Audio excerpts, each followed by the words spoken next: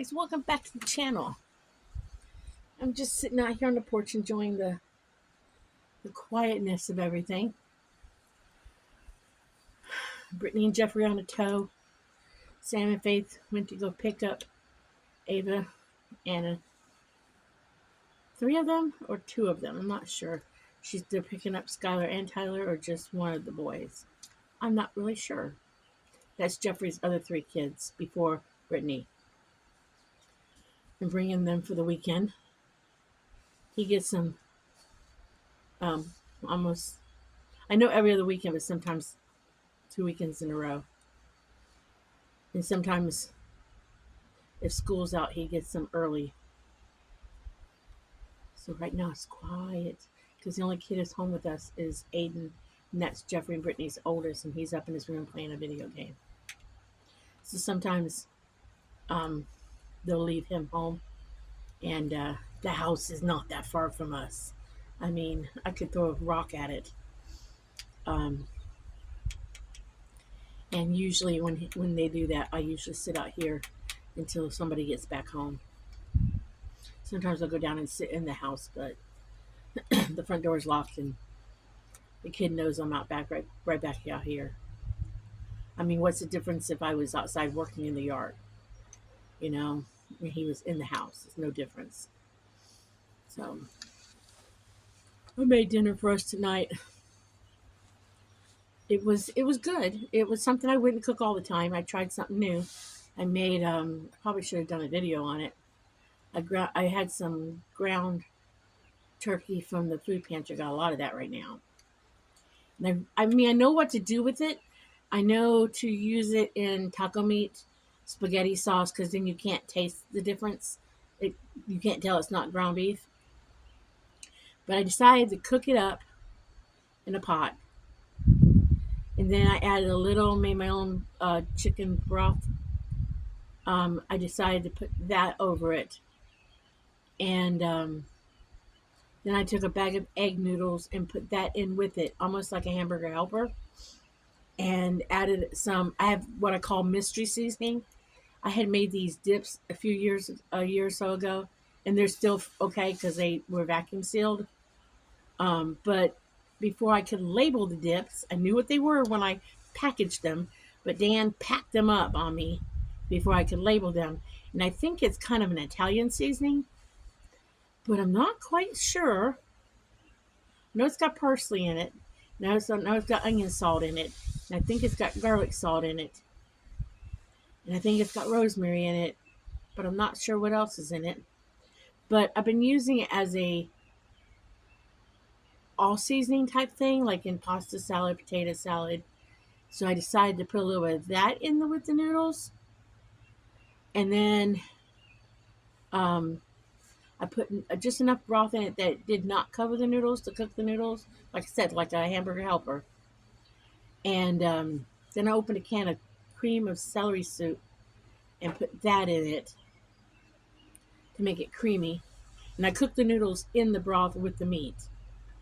And then I add a little bit of dried sweet Vidalia onions that I had dried. And it actually was tasty.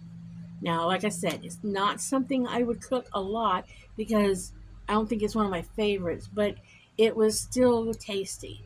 And then I had buttered some bread for Dan to go with it. I was tired today. And I wanted a quick, easy dinner. And we got enough for leftovers, and who knows, it might be better tomorrow when the noodles soak up more flavoring. I asked him if he would eat the leftovers for lunch or something tomorrow. He said maybe. So we eat a lot of leftovers, so if we don't eat this leftover, it's okay this time. I'll put it away once it cools. But it was good.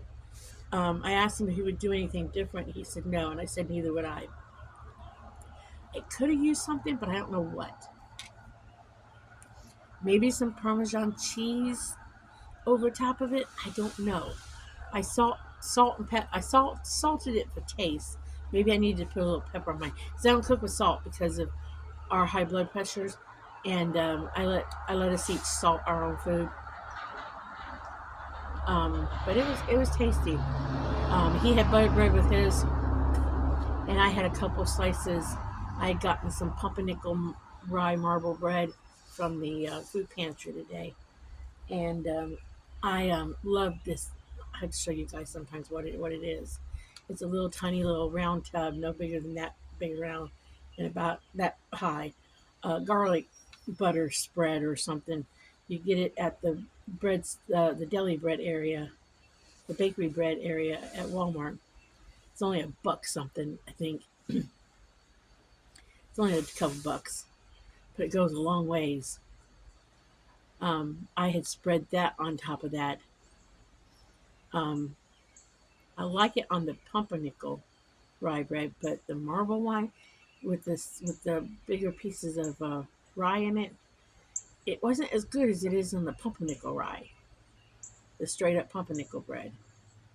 But the marble bread, it's a little bit the rye is a little stronger than the marble bread, but it was still good.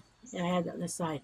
I thought about opening a can of pickled beets to go with it, but then I changed my mind, and I thought about making some string beans to go on the side. Then I changed my mind. Then I thought about making some collard greens on the side. Then I changed my mind. I was tired. He didn't ask for anything extra on the side, and normally I like to put a vegetable on the side, but he was okay with noodles and meat, and I was like, okay, that's fine with me too. Sometimes you just eat what you're kind of in the mood for. I told him I could have made the ground turkey with some rice and cream and mushroom soup. But see, mine and Nathan's favorite go-to is cream and mushroom soup rice. That's like our comfort food. I could do that all day, every day, but not really. But it's my go-to comfort food is to make some fresh rice and put a can of cream and mushroom soup on that. And that to me is like good old-fashioned comfort food. Me and Nathan and I love that. But I like to put a little hamburger meat in it. Nathan doesn't care for the hamburger meat part. But just cream and mushroom soup rice, and I like it with a little extra cream and mushroom soup in it. So where I make it, I like to put 2 cans in it, and make it enough that you can put the 2 cans in it, and I like it a little soupy. But that's like comfort food. I mean, when I don't want nothing else, and it's really a bad day, and uh, I just don't know what else I want. That's like eating a bowl of grits with butter on it. That's comfort food too for me. But I don't do that a lot because I know that's not the healthiest thing. It's the rice is okay, but the cream and mushroom soup's not the healthiest thing. But I was gonna put originally I was gonna put a can of cream of chicken soup on tonight's dinner, but I looked up at my cans and I said that cream of celery soup is just saying hello, use me. So I used what I could reach quickly and easy. Like I said, I'm tired, and I decided to use that because I'm tired. I know when all the kids get home and everything settles down in front, I think I'm putting on a nightie. I don't have any big plans tomorrow. I don't really want any big plans. Don't want. The only plan we have is maybe to go to the graveyard for Mother's Day for Nan's first wife, to put something on the grave that I got today that he had me go pick up. He picked it out, but I picked it up because I think that's important. I think I said in the last video, I think it's important that he does that for his first wife. It's not like he divorced her; she just passed away on him. It might be different if they had had a divorce and it didn't go well. It might be different, you know. I don't know if I'd be putting flowers on my ex-husband's grave if he died. I don't know if I would, but it's a little different when somebody passes away on you. She passed away because she was older than Dan. Dan married, um, when they got together, she was much older. than him. She didn't look it. I'll tell you that right now. When they first got together, she did not look her age at all. At all. I don't think she looked her age until she started to get ill later in life. But we have pictures of her when she was younger. She was pretty, and she did not look her age at all. But I encourage him. I'm all supportive of him. Of him putting something like that. I was telling him when I got home because his leg was bothering him this morning. Um, when I got off the phone with him, because I went to a couple different stores, I was telling him how this lady, when I got off the phone, because she thought I was picking out stuff for our parents' graves. And I said, no. She's, oh, because I was looking for something with the lighthouse. Couldn't find anything with the lighthouse because I know she liked lighthouses. And I was telling Dan that the lady said, oh, your mom liked lighthouse? I said, no, this isn't for my mom's grave. This is for my husband's first wife's grave. She looked at me and she's like, uh, you're out shopping for your husband's first wife's grave? And I said, yeah. She says, not most women will do that. I said, well, I don't have a problem doing that. And she says, most women won't do that. I said, well, maybe I'm not most women. I never knew the lady. So she says, yeah, you're not most. I said, nope. I said, I didn't know her. I said, Then she talked to me for a few more minutes, and I said, this is something to the effect of, you know, she's what I said. I'm very thank. I said, when she was here, she had grandkids grow up. I said, but she's the whole reason why I get to enjoy grandchildren. I said that before. I said that in the last video. So I wish Donna was here to see her grandkids grow up, but she's not. Unfortunately. But if there's heaven and you do get to see people someday, and if they do look down at you now, I hope that she can see that I am treating these grandchildren as if they were my own, and I am treating them very, very, very well. And I am loving them as if they were my own biological grandkids. And I'm doing good by them. I'm doing, if the shoes were on the other feet, I'm doing what I would want someone else to do for my grandkids. I would want somebody else to treat my grandkids the way I'm treating her grandkids. I mean, I wish I could be in Florida putting flowers in my mom's grave this weekend. There's nobody doing that for my mom. My ex isn't going to go and put flowers on my mom's grave. He's not. I don't even know if he's going to go put flowers on his own mother's grave. You know, even if I asked him to, he'd probably tell me yes and not do it.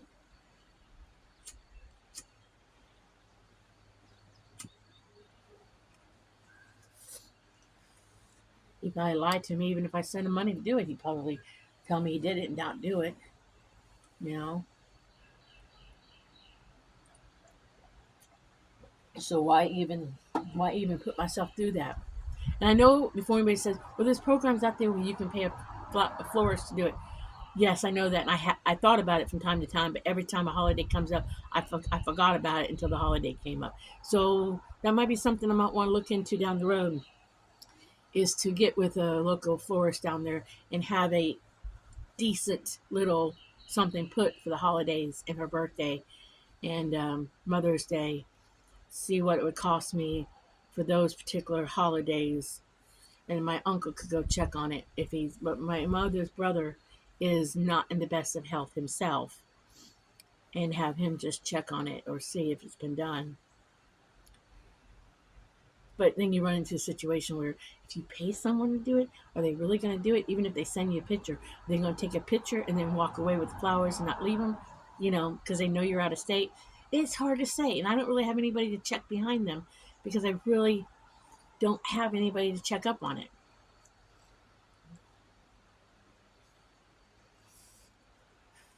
Because the one thing my mom wanted me to promise was always put flowers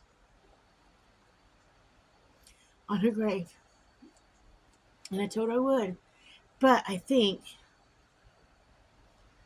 We're going to talk about this for a minute long, then we're getting off the grave because with everything that's going on in the video before last, whew, it's been hard talking about graves today. But I think with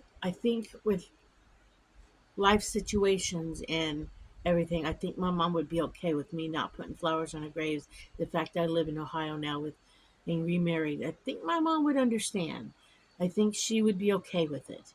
I think she would realize she'd be okay and be like, I'm glad you're happy and everything. But again, if my mom was alive, I probably would never have moved out of state and probably stayed in Florida and I never would have met Dan. So, as I was telling Dan the other day, because he said something, I said, no, you can't say that because if our life paths had not gone the way they went, we never would have met. I said, because I was always saying, I wish my parents could meet you, but if my parents were alive and I divorced, I would have stayed in Florida and I would never have met Dan because I would never have moved out of state. So,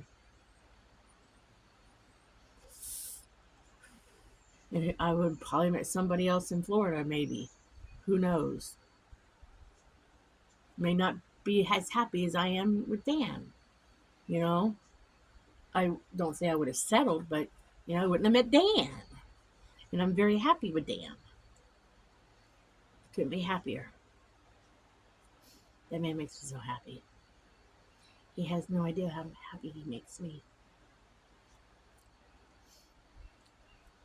See, that's a happy thing. He has no idea how happy he makes me.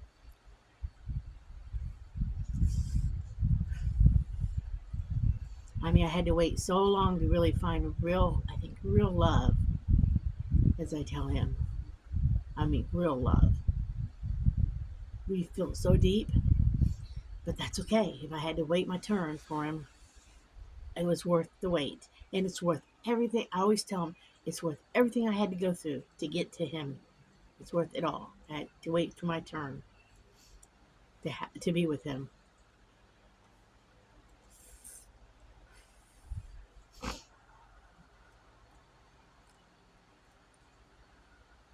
It's funny how the life turns out.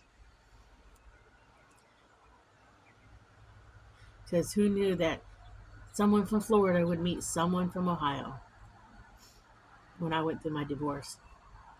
Who would have thunk it? I wouldn't have thunk it back when I got my divorce. I never would have thought that I would ever have met someone in Ohio and remarried. Got married in Pennsylvania of all places. Eloped in Pennsylvania. And got on top of it, got an awesome in-law family and got great grandchildren, granddaughter, and a great wonderful granddaughter, and great grandchildren, great grandchildren. I never would have thought it.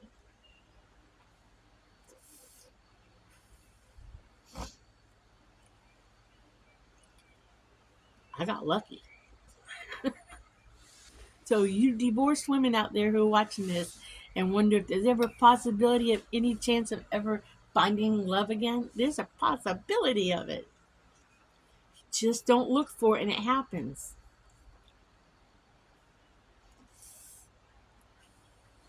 Because I was not looking when it happened. I was done with dating for a while.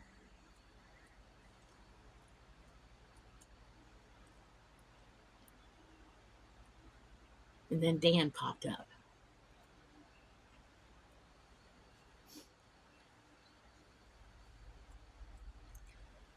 Oh.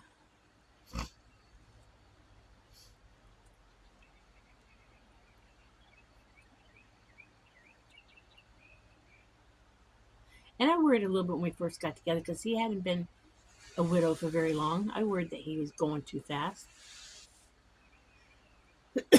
or too quick. But he wasn't. It was right for him too.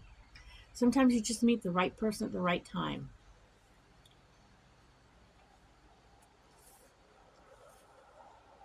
And that's what it's about. And I think when you're older, you already lived life so much that when the right person does come around, you know it more so than when you're younger because you've already lived your life. You know, you already know what you want out of life. You already know where you want to be, and finding that right person to fit in that hole or fit in that spot next to you. I don't want to say hole, but that spot beside you is better. That's a better analogy. That spot right next to you, finding that right person to sit right there beside you is the key. And Dan was that right person to sit right beside me.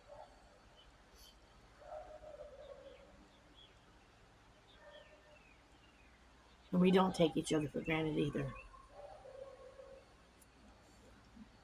I think we both appreciate every moment we have together. Oh, mercy. I'm so tired, guys. I was feeling a lot less tired last couple days until this whole situation with the family member happened. That took a lot out of me last night when I found out about it.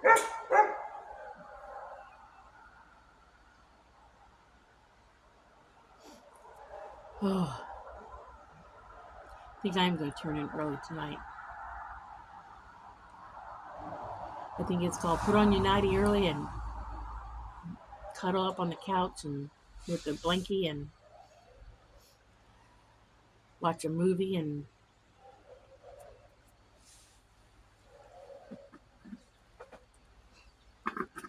doze off.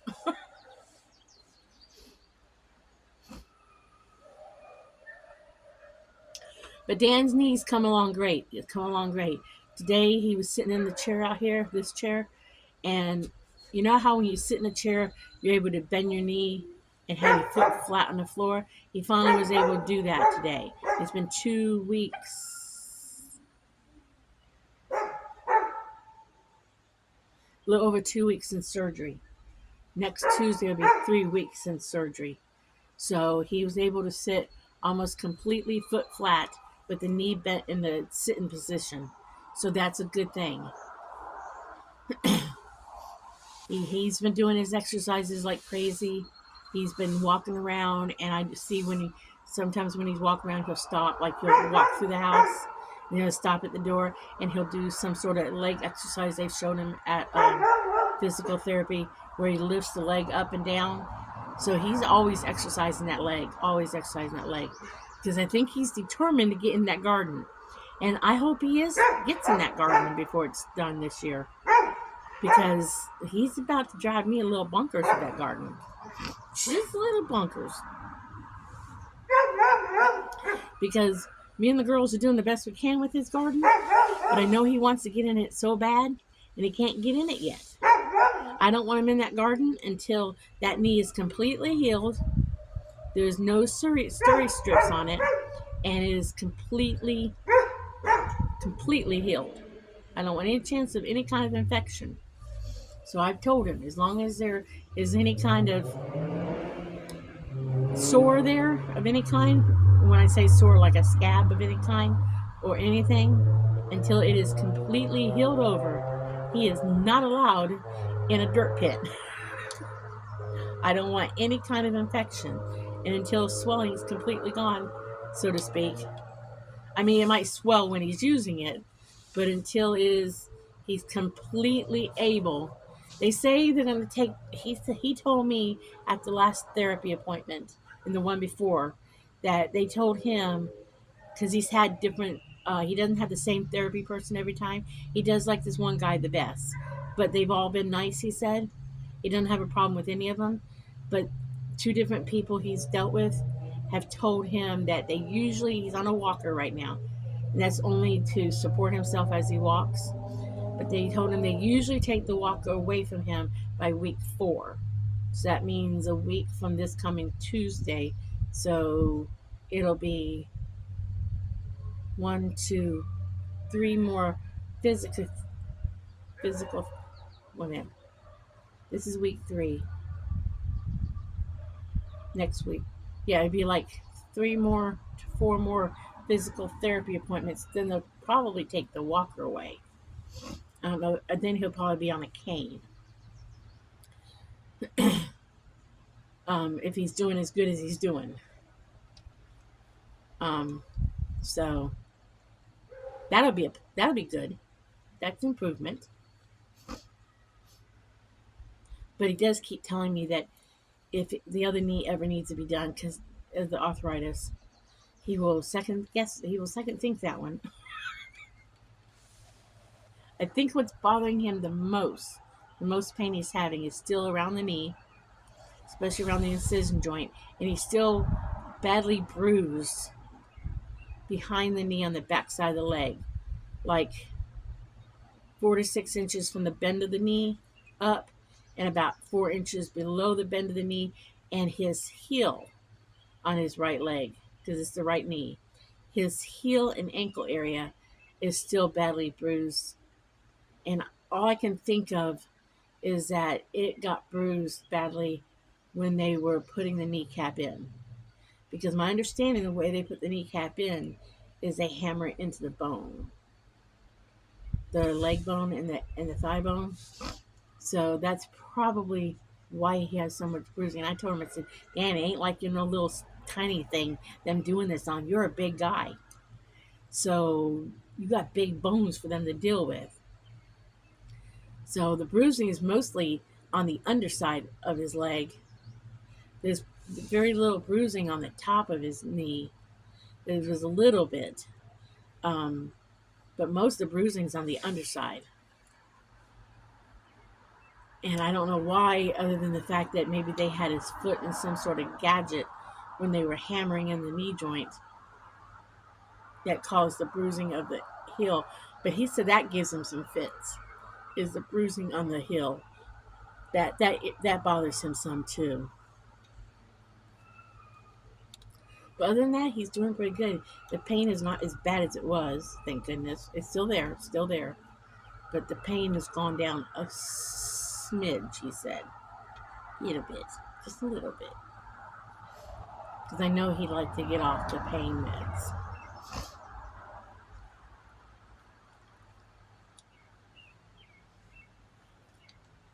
He slept through one. He takes pain meds every 6 hours, and he slept through one pain med time. And he didn't wake up in excruciating pain. But the physical therapy says to stay on the pain med regimen because while you're going through physical therapy, you want to stay above the pain in order to be able to do the pain therapy. Do the physical therapy. And that's what anybody who we know who's had knee replacement has said. You stay on the pain meds, especially during the time you're doing physical therapy, because if you get behind the you stay before the pain, you're better off. But if you get behind it, you have a lot more difficulty doing the physical therapy and doing your exercises. So that was a bunch of advice we got from a bunch of different people. So um, other than that, Dan never hardly, in the whole time I've ever been with him, he's never taken any pain meds. Even when he had his carpal tunnel and his elbow operated on, he didn't take any pain meds. He uh, he worked through the pain. I think the strongest thing he took was Tylenol. He worked through that pain when he had it. But with the knee, he couldn't do it. He's been having to take the pain. It's a little it's just a little different pain. Well, I told him, I said, well, you're supporting your whole body on that knee, so he has taken them for that. But as soon as he can stop taking them, he will. But other than that, he's done really good. I don't know if I would do it. I don't know if I would go through it after watching him, though. I really don't know. My knee locks up a lot. My knees hurt some. But I don't know. I think I would try a regimen of cortisone shots first for a while. I know when my mom was alive, she was having trouble with her knees, and they put chicken cartilage in it or something, and that seemed to help her. But I just don't know if I want knee surgery if I was me. I can take a lot of pain because I had pain in my hips, my knees, my hands, and my shoulders. And I have a lot of pain right now in my left ankle a little bit in my right, and pain in my left big toe. That's where my gout mostly is. And my left ankle's been giving me the biggest fit in my lower back. Um, but my hips have been hurting me the most lately, and my left ankle's been giving me a biggest fit of all um, lately. My hands have been really bothering me the last couple days. Um, but again, I said something in a couple of videos when I was in a lot of pain the other day that I'm just from the generation of suck it up, buttercup. I always tell myself it could be worse, could be worse. I can't remember the last time I could walk down a set of steps, one foot in front of the other. I had to walk one foot and catch up, one foot and catch up. But hey, at least I can walk. That's all that matters. That's all that matters. And like I said, at least I can walk. There's other people that can't walk at all. A little bit of a headache tonight. It's from last night. It's not anything major. It's just not sleeping good last night.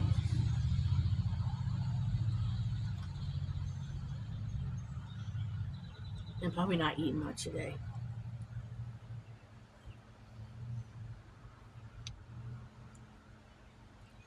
But it's okay.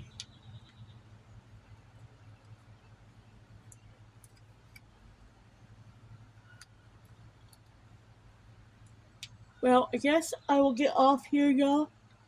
Mm. Since I'm just rambling. And I will say,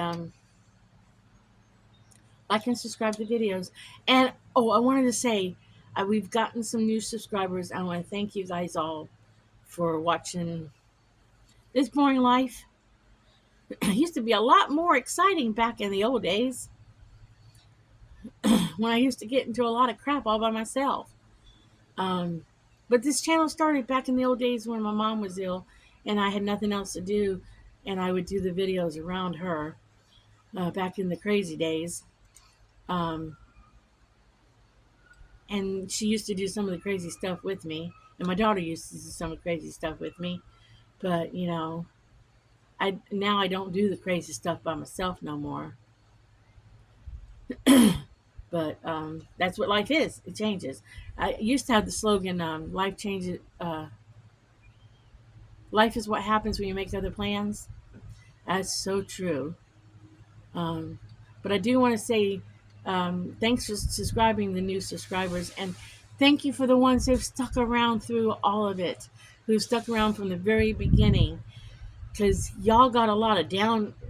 I went rogue there for a while, on and off, when life changed on me and my circumstances changed, and that really long period where I couldn't really be on social media because of that accident, and the lawyers told me to stay off of social media because I had needed to be careful what I put out there. So I want to thank you guys especially for sticking it out, because y'all stuck it out. You really did. I didn't expect anybody to stick it out. Did lose some subscribers in the process, and I understand that. But I want to really, really say a thank you to all you old timers who stayed around, you old subscribers. I appreciate that. Never plan on this channel ever making it to the big leagues. And if I entertain anybody in any way, shape, or form, hey,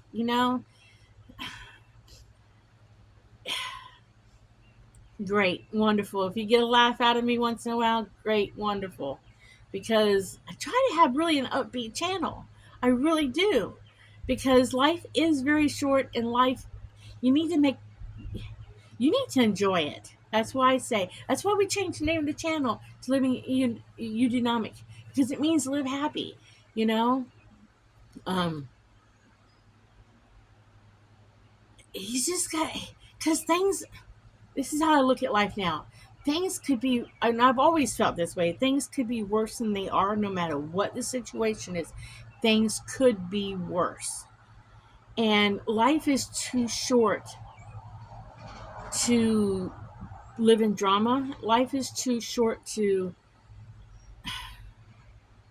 to stay mad about stuff. Life, I mean, is there certain things in recent years that I'm not happy about? Yes, there's certain things I'm not happy about. Certain things I'm not happy about. Certain people in the family who have not accepted Dan and I being together. Am I going to stay mad and angry about it? No, I'm not. Um, they're they're the ones losing out, not being a part of our life, and that's a whole different video. But the ones that did accept Dan and I getting married and want to be in our life, they're enjoying us, and we're enjoying them. So, am I going to let them stop us from having a good life? No. So life is just too damn short to be not enjoying it. So, I mean, I wish Dan and I could do more stuff than we do, but, he's been in a lot of pain for the last 6 months with this knee, horribly pain, so we haven't been able to do as much. Maybe down the road we'll be able to do more things, do more adventures, go places, do things. I mean, one of the things I would love for us to do this coming summer, even next summer, is I have a little camper here. I saved it. I would love for us to go camping and stuff, to even take the grandkids and go camping. Stuff I used to do with my mom. I hung on to that through everything. I hung on to a little camper. There's a lot of things I'd like to do. Whether it's going to happen or not, I don't know. I'm not making any plans anymore, I told Dan, because every time I make plans to do something in the future, screw it, don't happen. So just going to live it day by day and say, hey, let's go do this, or hey, let's go do that. Like we're going to Pennsylvania here really soon. That was not planned. We just found out about a family reunion, and I said, do you want to go? And I didn't think he wanted to go, and I guess he does want to go, even with his leg healing. And I said, okay, let's go. So here I'll be packing a bag soon, and we're going really soon. It's coming around the corner. I thought we were going to go in a couple months down up to Pennsylvania to see the family. We try to go once or twice a year, and I didn't think we were going to make it this year, but we're going to go. So we'll be doing that trip here really soon, because the reunion is June 1st. So we're just planning what day we're going to leave and come back, because he's got physical therapy right now. But it's going to be a quick little trip, and that way he can go see some family. But guys, just live life. Live life. It's just too damn short not to live it, and to have any regrets in the future when you don't live it. If you can make amends with family, make it. We've tried, and it's not worked. So sometimes you have to give up. But definitely, try to live the best life you can live. Live happy. So as I was starting to say, I'm going to let the video go. I'm going to stop it here. And I'm going to say, like, subscribe, live that happy life, do whatever makes you happy, but live happy, be happy, do happy things. Try to avoid the unhappy people no matter who they are. But if you run into one of them, smile at them. And I will catch you on the next video. Bye.